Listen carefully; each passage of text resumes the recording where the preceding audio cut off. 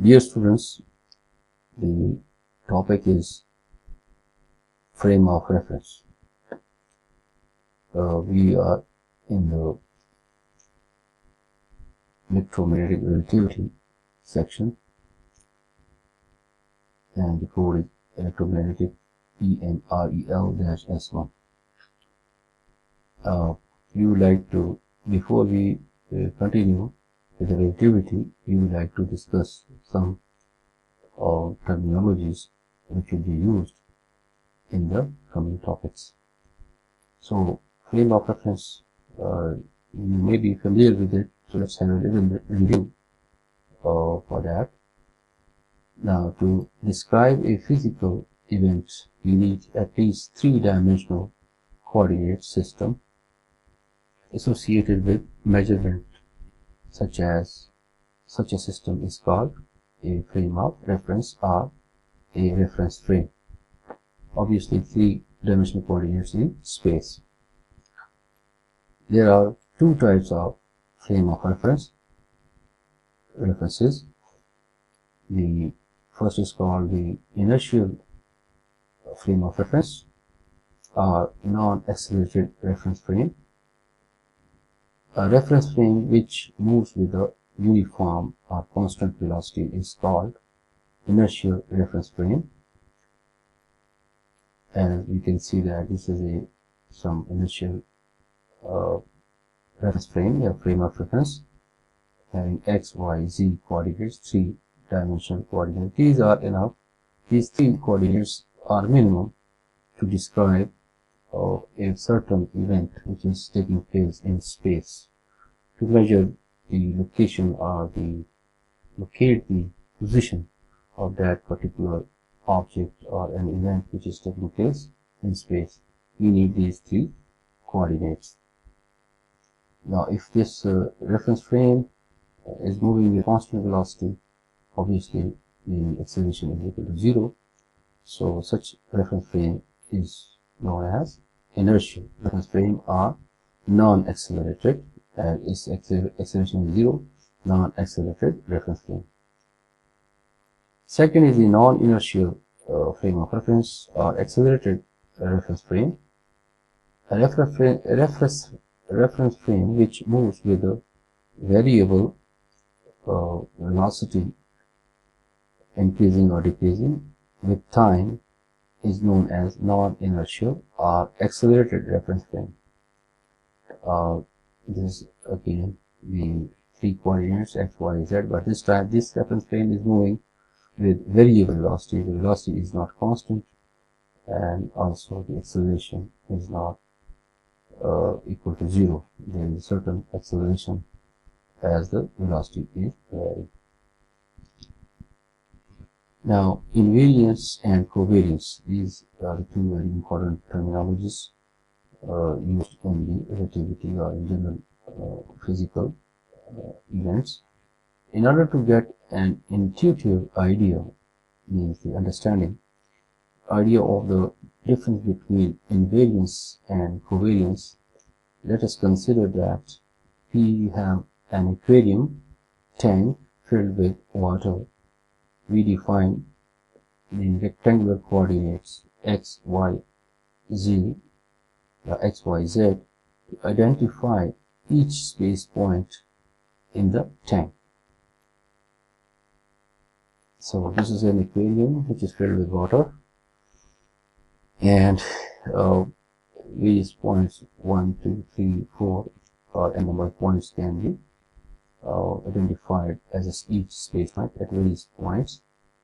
Now we can express the scalar space quantity such as temperature of the water at each space point in the tank by the function T, temperature, the function of x, y, and z.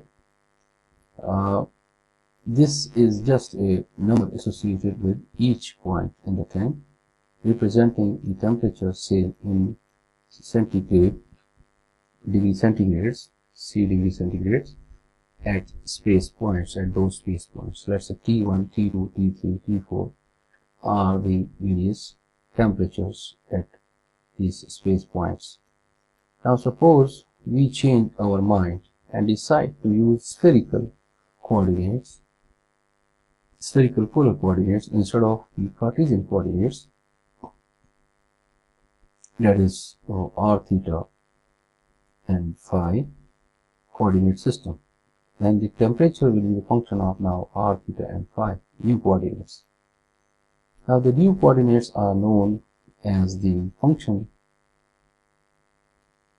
The new coordinates are known as the function of the original coordinates, that is the r is a function of x, y, z, theta x, y, z and phi x, y, z. Clearly, the numerical value of the scalar temperature T at any point in the tank of the water is invariant, means not varying, invariant with respect to the changes in the coordinate system. That is, the value does not change with the change of coordinate system. Hence, the quantity T is invariant. Thus, T or theta phi is related to T, x, y, z, where r, theta, phi are the function of x, y, z. So this means that the numerical value of T at any given point in space is the same, that is invariant, means not varying, regardless of the coordinate system we choose. So we define invariance as if the numerical value of a quantity at a given space point remains the same, regardless of the coordinate system we choose, is said to be invariant or invariance. Now the covariance, however, suppose we now also measure the gradient. G is a gradient, is a function of x, y, z is equal to the del vector, this is the del operator of the gradient of temperature T, of the gradient of temperature T at each point in space in the water tank.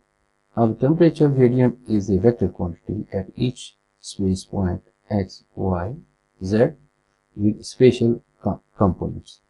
Space component means the position components. So let's say G1 is the x1 by x, y, z, delta by delta x, T is a function of x, y, z along x, unit vector, similarly G2, G3 along y, unit vector y direction and z direction. Now in r, theta, phi, the coordinate system, G1 is a function of r, theta and phi, but now the gradient of temperature is now in component form, the delta by delta r T of is a function of r, theta and phi, but along the r vector direction. G2 is now the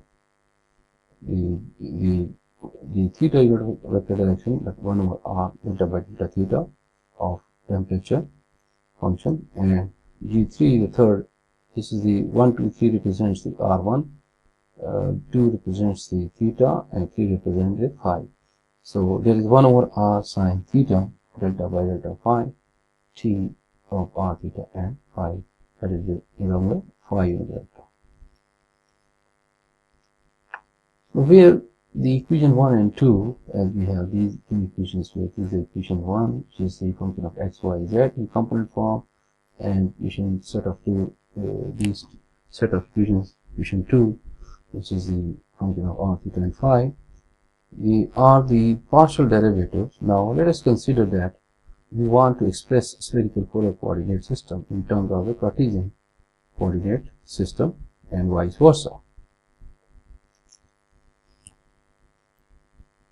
The unit vectors expressed as r unit vector is given by sine theta cosine phi, x unit vector, that is unit vector r in terms of the x, y and z are expressed by this expression of x unit vector plus sine theta cosine phi, y unit vector plus cosine theta z unit vector. Similarly, theta unit vector is expressed cosine theta cosine phi, x unit vector plus cosine theta sine phi, y unit vector minus sine theta z unit vector. And finally the phi unit vector is equal to minus sine of phi x unit vector plus cosine of y unit vector. Similarly, we can express the x unit vector in terms of the spherical polar coordinate unit vector. We have done that in the review section in the introduction of electrodynamics, so you are familiar with it. So this is s unit vector, this is y unit vector, and this is z unit vector. So fortunately, it is still possible to express the spatial components. Spatial means space components, position, g or theta phi in terms of the g over x, y, z. These are two functions. G is some function, is a gradient. But we need to properly take into account the relation between the spherical and Cartesian coordinate system. So that is the now r is expressed in terms of x square. Properly has to transform r in terms of the x square plus y square plus z square, square root theta is tan inverse of x square plus y square by z, x square plus y square, square root divided by z, and phi is tan inverse of y by x. Hence, the physical quantities like temperature gradient, whose spatial components transform from one coordinate system to other coordinate system and vice versa, are known as covariant. So this is the main conclusion, that those physical systems have the physical quantities like temperature gradient, similar all those physical quantities, whose spatial components transform from can be transformed from one coordinate system to other coordinate system and vice versa. Then the physical quantities are known as covariant. Okay, with this we reach to the end of the topic. See you next time in the new topic, inshallah. Till then, goodbye and thank you.